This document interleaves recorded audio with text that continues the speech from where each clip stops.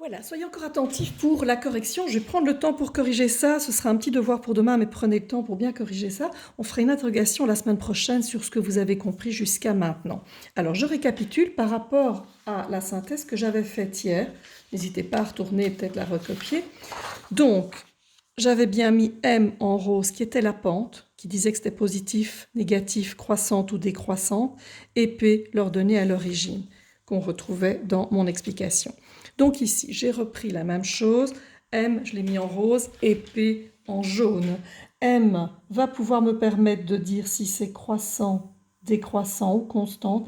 Et le P, il ne le demande pas ici, mais je rappelle que ça permet de dire si c'est linéaire, donc est-ce que ça passe par le zéro, ou est-ce que c'est affine, ça passe au-dessus ou en dessous du zéro.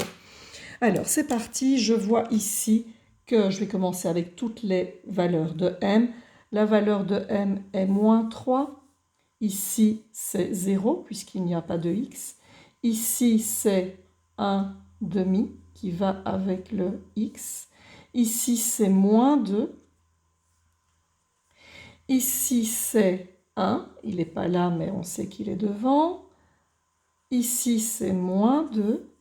Ici, c'est moins 7. Et ici, c'est 2 sur 2, c'est-à-dire 1. Je peux donc dire croissante, décroissante ou constante. Ici, elle est décroissante, je mets des flèches, hein, c'est bon, ou bien vous mettez un D comme vous voulez. Décroissante. Elle est constante, c'est 0. Elle est croissante, c'est positif. Décroissante, c'est négatif. Croissante, positif. Négatif, décroissante. Négatif, décroissante. Et 1, croissante, positif. Je passe à P, l'ordonnée à l'origine. Ici, il n'y en a pas, donc c'est 0. Ici, c'est moins 1. Ici, il n'y en a pas, donc c'est 0. Ici, c'est 5. Ici, c'est 2 sur 2, donc c'est également 1. 1 demi positif, 4 et moins 1. Donc, qu'est-ce que je pourrais voir? Je pourrais voir qu'il y en a 2 qui passent à 0, donc il y en a 2 qui sont linéaires. Toutes les autres sont affines, enfin, sauf celle-là qui est constante. Hein. Alors, exercice 2, on observe et on cherche le signe de M. Donc, M, c'est bien la pente. Est-ce que c'est positif ou négatif? Alors, comme celle-ci, en même temps, on va voir si c'est croissant, décroissante ou constante. Comme elle est croissante, ça veut dire que le M est positif. Comme elle est constante, ça veut dire que la pente, le M, est nulle. Elle est croissante, donc le M est positif. Elle est décroissante, elle diminue, donc le M, la pente, est négative. Le signe de P, l'ordonnée à l'origine, se trouve sur l'axe des Y. Sur Y. Je vois que l'intersection est ici. Donc le signe de P, P est nul. L'ordonnée à l'origine est ici. Donc le P est positif. Au-dessus, je suis au-dessus de l'origine, donc mon P est positif. Et là, je suis en dessous de l'origine, donc l'ordonnée à l'origine est négative. Page suivante. On détermine la valeur, cette fois-ci de M, la valeur de P, et on écrit l'expression analytique. C'est parti. Alors, je peux commencer. J'ai pas la place pour écrire ici. Ah. Bon, f de x égale. Je vais d'abord chercher la pente, puis le x, et l'ordonnée à l'origine. Donc, je rappelle que la fonction, c'est toujours en équation, en expression analytique, la pente, coefficient de x, plus l'ordonnée à l'origine. Qu'on peut écrire dans l'autre sens, mais prenez l'habitude d'écrire ça comme ça, on écrira toujours ça dans cet ordre-là. Donc ici, quelle est la pente? Alors pour trouver la pente, je regarde quand j'avance de 1. Qu'est-ce qui se passe? Est-ce que je suis montée ou je suis descendue? Je vois que je suis montée de 2.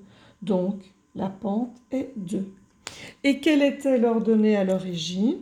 Je vois que je croise l'axe Y ici, donc c'est plus 1.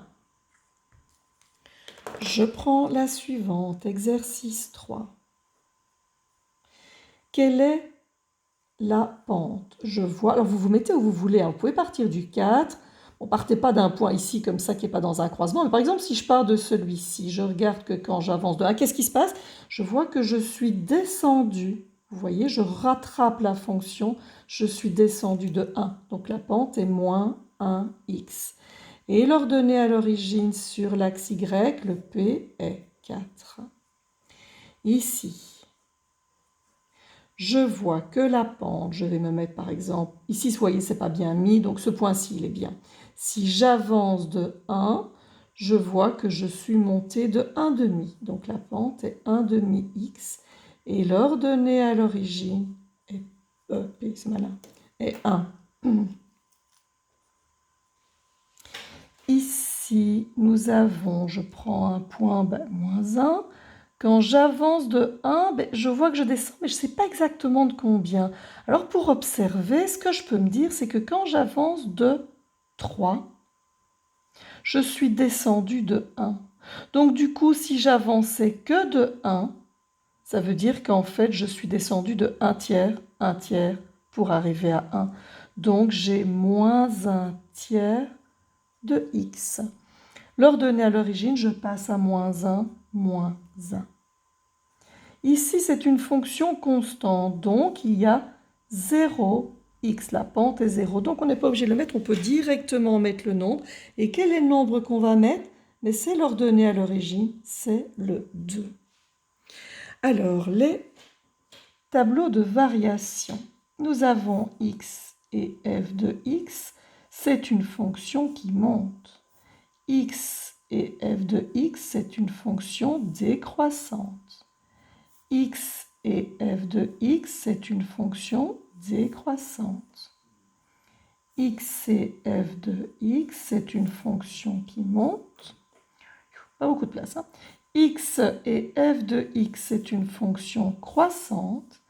Et ici, x et f de x, c'est une fonction constante. On reste tout droit. Exercice 4. Donc j'avais dit que la 1, ça n'était pas bon vu qu'on faisait plus 1, mais là on faisait plus 7, plus 1. On n'avait pas une évolution constante, un écart constant.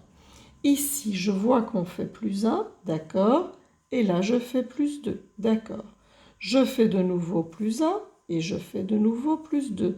Je fais de nouveau plus 1 et plus 2, je fais plus 1 et plus 2, c'est bon. Nous avons donc ici, on a bien une pente qui est de 2. Alors, la troisième, je monte de 1, ici je descends de 1. J'avance de 1, pardon, j'avance de 1, pas je monte.